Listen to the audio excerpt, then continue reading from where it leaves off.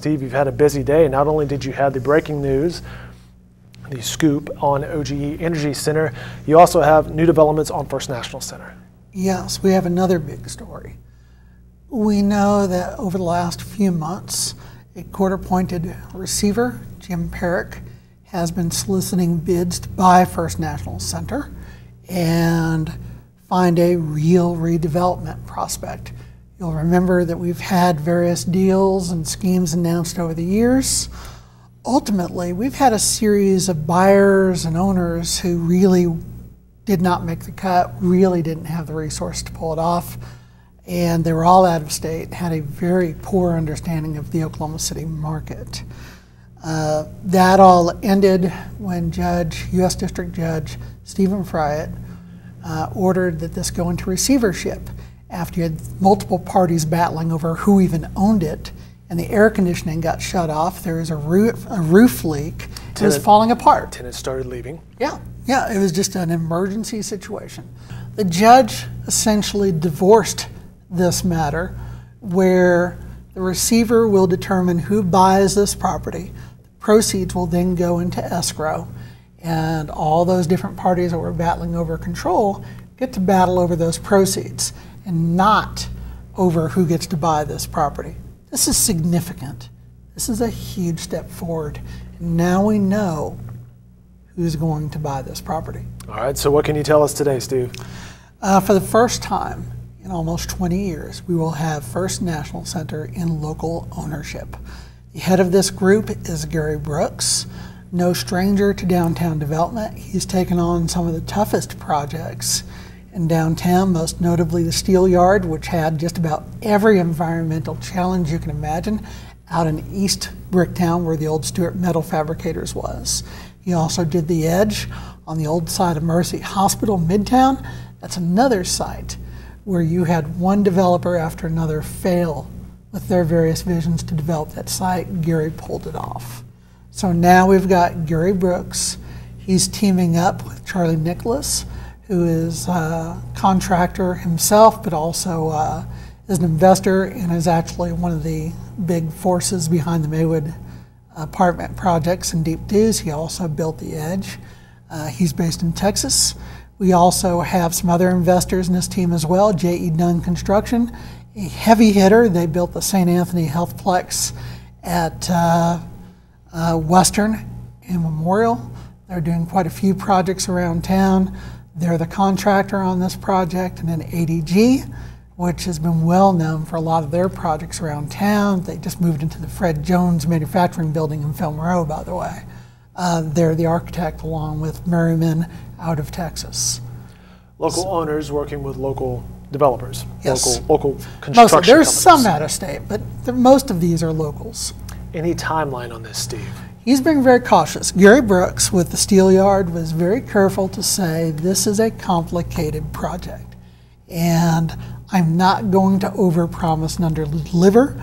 I'm going to get this done as quick as I can, but I'm not going to sacrifice quality. We're going to do this right because we won't get a second chance. Seems like a common sense answer. You're looking at footage of the structure down there. Clearly, that middle building is what's going to come down for a garage, by the way. Clearly a big project that's going to be undertaken here. And Steve, provide us with some more details here. What do you know about the structures? Okay, so you've got a middle building that was built in the 1960s. We're seeing that now. And then there's another building facing Broadway. That's the east building that was built in the early 1970s. Both of those will be torn down to make way for structured parking with retail on the first floor. The historic tower, of course, will remain.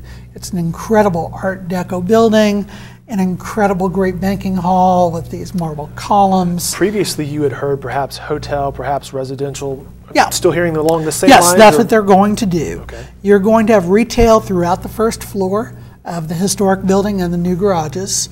Then you will have a hotel from the 2nd through 14th floors.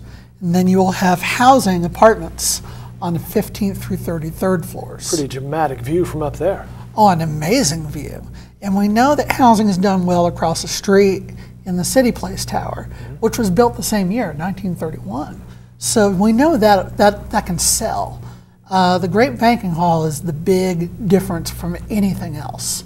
It's an amazing space. It's pretty large, but the Great Banking Hall will be not just a lobby for the hotel, but they're looking at all sorts of programming. They want the public to interact with this space. And indeed, when First National Bank was still around, even through the 1980s, this was a place locals would take visitors to come see. They were that proud of it. This was something like the Skirvin. You would show it off. And they're hoping that they can make it that again. In terms of cost, this is not cheap. We're looking at in excess of $200 million. The city has already been making preparations. They've talked to the other taxing entities like the county, schools, career tech, library, that they're going to need to create a special tax increment financing district for this property. And everyone seems to be on board with that. I was about to say, we saw in the previous story with OGE, they kind of ran into some issues there, delays, it couldn't come to a common agreement there. Will this be similar? No. One of the issues that was going on with OGE Energy Center, and let me clarify, I mean, what really put that on hold was market demand, because obviously the demand for office space is not as hot as it was when oil was over $100 per barrel. They needed the tenants to fill that space. Yes, and they felt that there wasn't that much demand to justify moving ahead with that at this time. So on this one, though, one of the big questions out there is but if, or but for. Let me start that again. One of the big questions out there is but for tax increment financing assistance, could this project happen? That was debatable with OGE Energy Center, especially when you've got BOK, Park Plaza, a 27-story building with garages being built across the street without TIF. So that was an issue over there. With First National Center, I don't know a single soul that matters in this discussion who would argue that but for other forms of assistance, this project can happen. It is a building that needs a lot of work. You've got bathrooms between floors. The windows were never replaced. They're leaking like crazy. You're going to need a whole new electrical, plumbing, air conditioning, heating. Everything's got to be gutted to start from scratch. Plus, you've got to do a meticulous, multi-million-dollar restoration of the Great Banking Hall, which is no cheap project in and of itself. So you're talking about a really complicated project. You're looking at a financing structure that would be somewhat similar to what happened with the Skirvin, where it's not just tax increment financing. Maybe there's a sales tax TIF. You could see a lot of new market tax credits come into play. Chuck Wiggin, who's the local expert in new market tax credits, sometimes has allocations. He's a partner on this deal, so clearly they're looking at new market tax credits. They'll definitely look at historic tax credits. There may be some federal asbestos rebate money available in the form of brownfields. It's going to be very, very complicated, and they need every bit of assistance they can get. All that having been said, this is the first time we have a buyer that has been vetted, who has been determined to have the resources and means to do this deal.